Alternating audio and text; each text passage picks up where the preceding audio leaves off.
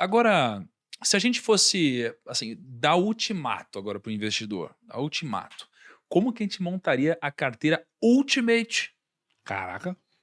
do novo investidor, do investidor iniciante, do investidor júnior? Como eu montaria a carteira Ultimate do investidor júnior aqui? Tá. Para vocês dois, aí eu vou Carteira pedir para nossa definitiva? mesa de bancada comentar aqui. Vou pedir para Lucão e Kaique, né, comentarem em cima Vamos ver dessas se vocês duas estão estudando mesmo. possibilidades. Tá. O júri aqui. Beleza. Quer começar, Breno? Quer pensar Não, aí? tô pensando, Tá cara. bom. Pode começar. Não, então é o seguinte, eu acho que... Vamos seguir o Eu vou começar então, Ah, ok? peraí. Tá bom, Vamos seguir o padrão mundial da Arca, né? Por favor. Não, o padrão mundial da... Não, É. deixa eles... Vamos ver. É. Vamos ver se eles realmente estudaram, né, Kaique? Tem que Vamos deixar começar pra pela eles. ordem. Eles tá? viram seus vídeos, né, velho? Não, assim, se eu fosse começar, carteira Ultimate do investidor júnior, eu faria o seguinte, eu não pensaria em investir em longo prazo antes de eu ter ali pelo menos 6 meses de fundo de emergência. Faz sentido a lógica que o Perini falou para mim, só que também acho que em 5 anos, ainda mais se você está no começo da sua carreira, você vai aumentar seu salário, enfim, com uma certa velocidade. Tá? Então você precisa correr para guardar dinheiro, porque, meu amigo, se você não tem 6 meses de custo guardado, você devia estar desesperado, então você não devia gastar em mais nada. Para mim, não existe você curtir sua vida antes de ter 6 meses guardados. Se ele Entendeu? aumentar a renda, ele preenche muito mais rápido a reserva. Mais rápido. Isso. Para de Só ficar isso. fazendo financiamentinho de casa e carro aí. Não, e para mim é o seguinte, não existe também você se divertir. Para mim não existe, tá? Eu sou um pouco extremo nisso. Não existe você se divertir sem você ter 6 meses guardado, porque senão você está se divertindo e o preço da diversão é você se expor ao estudar ruína, cara. Entendeu? Então, assim, não faz sentido pra mim, porque não existe essa diversão pra mim. Então, pra mim é, cara, rápido, pelo menos 6 meses aqui, Tesouro Selic. Não precisa inventar moda. Tesouro Selic, talvez um pouco em conta corrente remunerada, algo que você possa manusear dentro do banco. Fase 1. Obviamente, né, assumindo que você já quitou suas dívidas, né? É. Porque também não existe você se divertir e tal com dívida. Pra mim, não existe. É zero possibilidade. Tem que ser agressivo nisso. Chegou nesses 6 meses, pelo menos, aí você começa a montar a sua arca. Como que você vai montar a sua arca? Para mim, você não precisa montar tudo de uma vez. Ah, não, vou montar as 4 classes de uma vez. Para mim, a diversificação, ela é um processo. Então, se você está começando hoje, cara, você não precisa comprar uma ação. Pode comprar um ETF. Compra aqui o BOVA11. Aí você compra aqui um IVVB. Aí você compra aqui, cara, um fundo imobiliário. Aí todo mês você vai fazendo um aporte de alguma classe.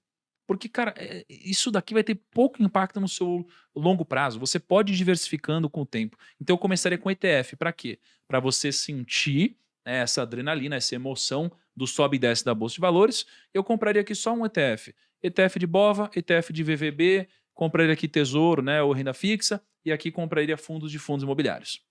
Com o tempo, ao investir, eu tomaria uma decisão de continuar estudando ou não.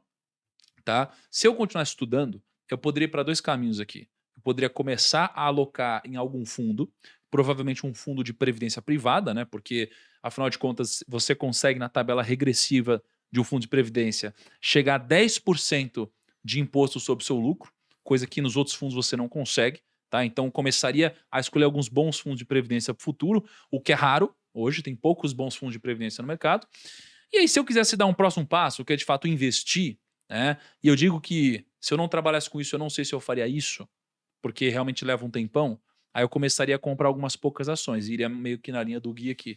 Compraria umas Itaúsa, Banco do Brasil, umas ações mais blue chips, né? Uns fundos imobiliários maiores, ações no exterior também maiores, né? Renda fixa talvez começaria a colocar um pouquinho de crédito privado, e aí, com o tempo começaria a escolher algumas ações um pouco menores com maior upside, né, assim como eu invisto hoje, tá? Então, eu iria respeitando esse processo, porque investir não é assim, da noite para o dia você vira um investidor.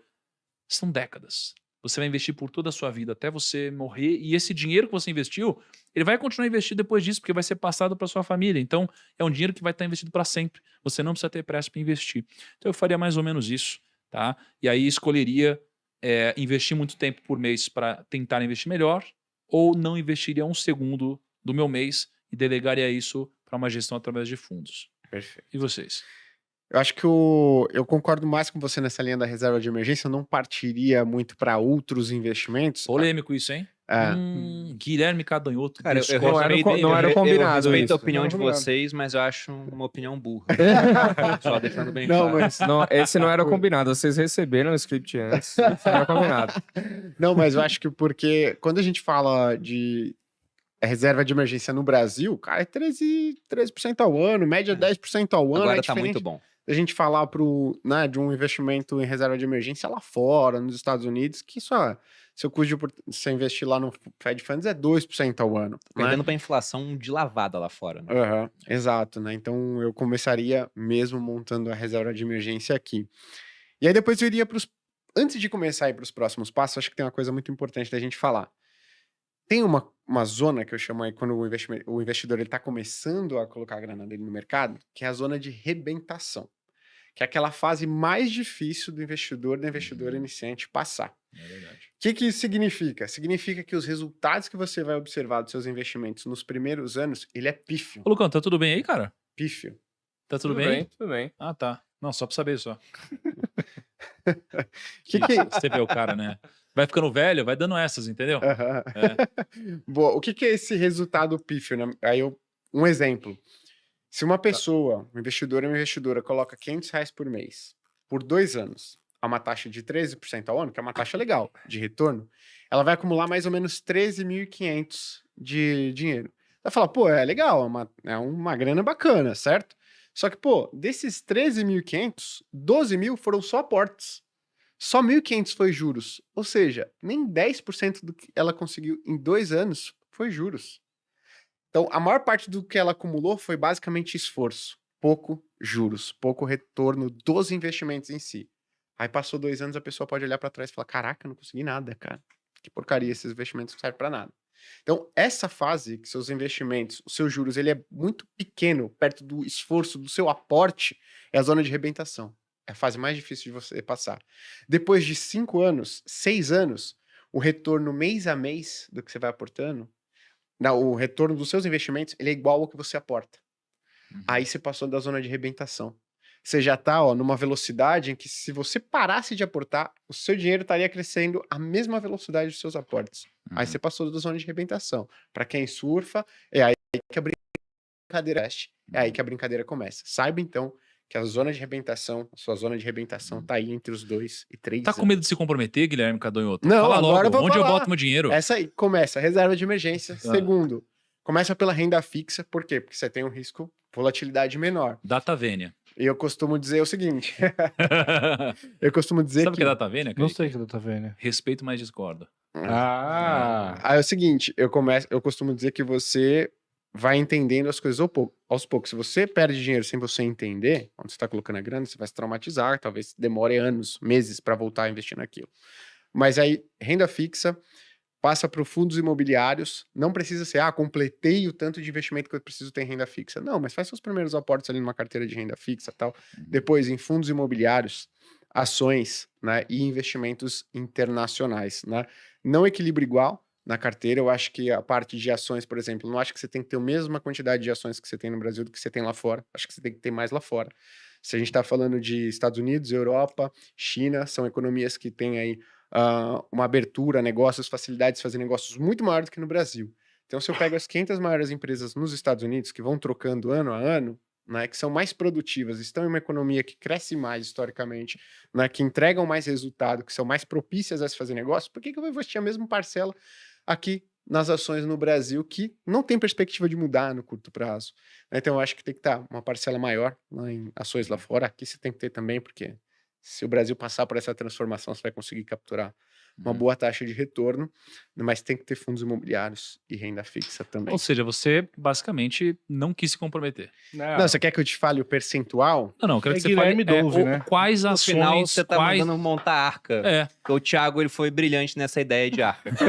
Não, mas... É bom que a gente concorda. É que o pessoal vê aquela figura de 25, mas vai de percentual de 10 a 40. Então, Exato. todo o mercado tá usando a arca. É que é o seguinte, se eu te der... são muitos papéis, sabe, que eu acho que tem que estar Não, mas pro ali investidor dentro. júnior. Então, Tô com investidor 10 mil de- reais. Fechado, o investidor júnior tá com R$10.000. Eu acho que você tem que fazer o seguinte, pô. Tem que estar Um ali pouquinho em ações.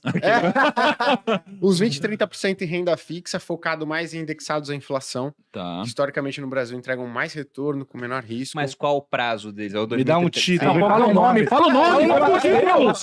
Não tô, meu Deus! Alguém bota, faz esse cara falar. Cara, IMAB. IMAB, mas qual que é o nome da Sei. aplicação? É o IMAB. É o IMAB 11? Não, mas é o Tesouro IPCA, não sei o que lá, um É que título... o Tesouro IPCA não é uma cesta de títulos Não, então, mas é que você tá falando IMAB. IMAB é um índice. IMAB é um índice dos títulos indexados. Então fala o nome da aplicação. Tesouro IPCA+.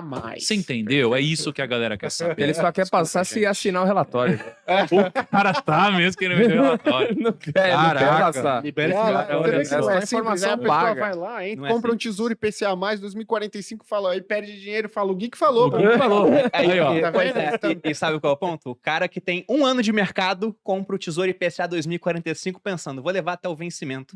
É verdade. Olha só quanto tempo É. falta. Tá bom, então tem Então uns tem que Tesouro tomar IPCA cuidado. aí, beleza. Exato. E em ações? Ações, acho que você consegue aí colocar Itaúsa, Banco do Brasil, Taesa, vou falar uma aqui, Porto Seguro também, acho bacana, e aí você vai escolher Vai Vivo, diversificando. coloca um pouquinho. Vivo? Opa, É. bateu na trave Opa, aqui. foi quase, hein? Bateu na trave. Né, eu gosto também. Então, Aham. para você montar uma Porque carteira. Vivo é quase 8. Bateu na trave. Uma funciona, a outra tá penando ali pra deixar funcionar os orelhões. Cara, vocês falam isso, e se o negócio, ó, tá tudo gravado. Depois um dia volta. fala, olha Quando eu aqui, falo, tá. eu já disparo isso no universo, e o universo já faz tudo ao contrário. É. Então, cuidado. E aí, fundo imobiliário, alguma Fundo coisa assim ou não? Acho que você pegar bons fundos de fundos, Aham. né? Hoje é bacana. Então Tá você bom. consegue ter desconto em cima do desconto. Tem imóveis sendo negociados, né, no mercado aí real, a um valor de 30 mil metros quadrados, e os fundos imobiliários dando, Uhum. negociando lá para você a 20 mil metros quadrados. E tem fundos de fundos que compram esses fundos imobiliários. Tem desconto em cima do desconto. BCFF, por exemplo, é um que eu gosto. Além disso, Você gosta desse? gosto. Porque o analista de fundos da Speech não gosta do BCFF na carteira. Eu gosto, mas a gente tem Ricardo na não é nossa muito fã. carteira lá. É? A carteira de renda. Ah, tá. E. Que bom que tamo junto, tá no mesmo time. Boa, O tá Ricardo vendo? sempre fala, e aí, o que que você... Ele não gosta desse fundo. Ele não recomenda Não, o fundo que eu Ricardo, gente, que a gente tava lá no churrasco dos sócios, né? O Kaique chegou pra ele e falou assim: Meu, me fala aí, qual que é a boa? Não sei o que lá. Ele falou assim: Cara, mas você não tem o acesso lá? tenho. Nossa! Não, mas isso daqui é a prova. Isso é a prova da independência da Speech, porque eu tenho 4 fundos imobiliários publicamente e o Ricardo não recomenda nenhum dos 4. Uhum. Ele chega e Inclusive, fala, ele falou mal no último relatório. pô, Ricardo, não vai Ele falou, Tamo junto, tamo junto. do Thiago Negro, é o último relatório. Caraca.